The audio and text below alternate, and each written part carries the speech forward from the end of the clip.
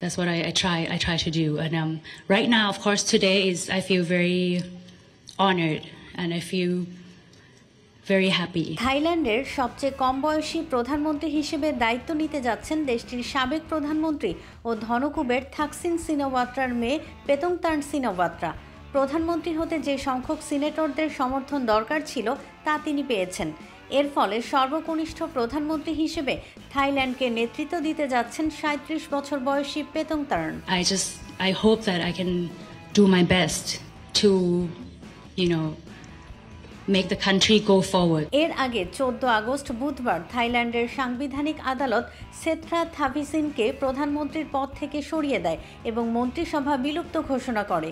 এরপর দেশটিতে নতুন রাজনৈতিক অনিশ্চয়তা তৈরি হয়। সেই অনিশ্চয়তা দূর করতে শেষ 24 ঘন্টার মধ্যে রাজনৈতিক ব্যক্তিবর্গের মধ্যে ব্যাপক আলোচনা হয়। অবশেষে ৩৭ বছর বয়সী পেতংতার্নকে প্রধানমন্ত্রীর প্রার্থী হিসেবে মনোনীত করার সিদ্ধান্ত হয়। পেতংতার্নের বাবা থাকসিন সিনাওয়াত্রা ২০০৬ সালে এক সামরিক অভ্যুত্থানে ক্ষমতাচ্যুত হন, কিন্তু এরপরও দেশটিতে তার প্রভাব রয়ে যায়। থাইল্যান্ডেও পরিবারতন্ত্রের ব্যাপক প্রভাব রয়েছে। পেতংতার্ন তার পরিবারের মধ্যে চতুর্থ ব্যক্তি হিসেবে প্রধানমন্ত্রী হচ্ছেন। বাবা থাকসিন সিনাওয়াত্রা ছাড়াও তার পরিবার থেকে সোমাচাই ওয়াংসওয়াট ও ফুফু ইংলাক সিনাওয়াত্রা প্রধানমন্ত্রী ছিলেন। সোমাচাই ওংসওয়াট ২০০৮ সালে অল্প কয়েকদিন আর ইংলাক সিনাওয়াত্রা ২০১১ সাল থেকে ২০১৪ সাল পর্যন্ত প্রধানমন্ত্রীর দায়িত্ব পালন করেছেন।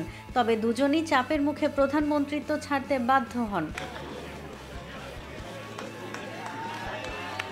এছাড়া ইংলাক সিনাওয়াত্রার পর থাইল্যান্ডের দ্বিতীয় নারী প্রধানমন্ত্রী হতে যাচ্ছেন পেতংতার্ন। প্রধানমন্ত্রী হতে সংসদের ৪৯৩ সদস্যের মধ্যে ২৪৭ জনের সমর্থনের প্রয়োজন ছিল, যা তিনি পেয়েছেন। থাইল্যান্ডের স্কুল এবং যুক্তরাজ্যের বিশ্ববিদ্যালয়ে পড়াশোনা করেছেন পেতংতার্ন। সিনাওয়াত্রা পরিবারের মালিকানাধীন রেন্ডে হোটেল শিল্পগোষ্ঠীতে কয়েক বছর কাজ করেছেন তিনি। তার স্বামী ওই শিল্পগোষ্ঠীর উপপ্রধান বিনিয়োগ কর্মকর্তা হিসেবে নিযুক্ত। পেতংতার্ন ২০২১ সালে ফেউথাই পার্টিতে যোগ দেন।